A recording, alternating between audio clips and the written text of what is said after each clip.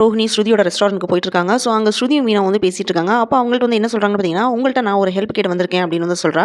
அதுக்கு மீனா என்ன சொல்றாங்கன்னா, உனக்கு ஏற்கனவே செஞ்ச ஹெல்ப்னால தான் நான் இந்த பிரச்சனையில வந்து இருக்கிறேன். எகைன் வந்து ஹெல்ப் கேட்டு வந்திருக்கிறீ அப்படின்னு வந்து திட்டுறாங்க. ஆனா ரோஹிணி என்ன சொல்றான்னு பார்த்தீங்கன்னா, நீங்க எல்லாருமே வந்து நிம்மதியா வந்து வாழ்ந்துட்டு இருக்கீங்க. அதனால உங்களுக்கு என்னோட பிரச்சனை வந்து தெரியவே இல்ல. நீங்க 2 பேரும் தான் வந்து எனக்கு ஹெல்ப் பண்ண முடியும். நான் எப்படியாவது மனோஜ் கூட எகைன் சேர்ந்து வாழணும். அதுக்கு நீங்க தான் வந்து எனக்கு ஹெல்ப் பண்ணணும் அப்படின்னு வந்து சொல்றாங்க. அதுக்கு மீனா வந்து என்ன பதிலடி குடுக்குறாங்க பார்த்தீங்கன்னா, நீ பண்ணுன வேலைக்கு உனக்கு உதவி பண்ணி மறுபடியும் நான் எனக்கு வந்து கெட்ட பேர் வரணுமா அப்படின்னு வந்து கேட்கறாங்க. அதுக்கு ரோஹிணி சொல்றா, அந்த டயலாக் தான் வந்து டேஞ்சர் பெல்லு. நீங்க எனக்கு ஹெல்ப் பண்ணலனா நாளைக்கு உங்களுக்கு ஒரு பிரச்சனை வரும்போது என்னால வந்து ஹெல்ப் பண்ண முடியாது அப்படின்னு வந்து சொல்றா. அப்ப மீனா வந்து என்ன மிரட்டறியா? இதுக்கெல்லாம் நாங்க பயப்பட மாட்டோம். தயவு செஞ்சு இங்க இருந்து கிளம்பு அப்படின்னு திட்டி அனுப்பிடுறாங்க.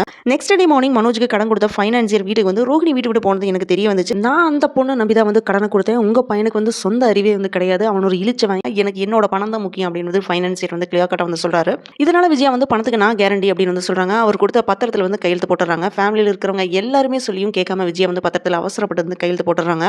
இந்த எபிசோட சொல்ற மெசேஜ் ஒன்னே ஒன்று தான். ஈகோவால எடுக்கிற முடிவு பீதியில வந்து போடுற கையெழுத்து என்டையர் ஃபேமிலியுமே வந்து அழிச்சிரும் அப்படின்றது.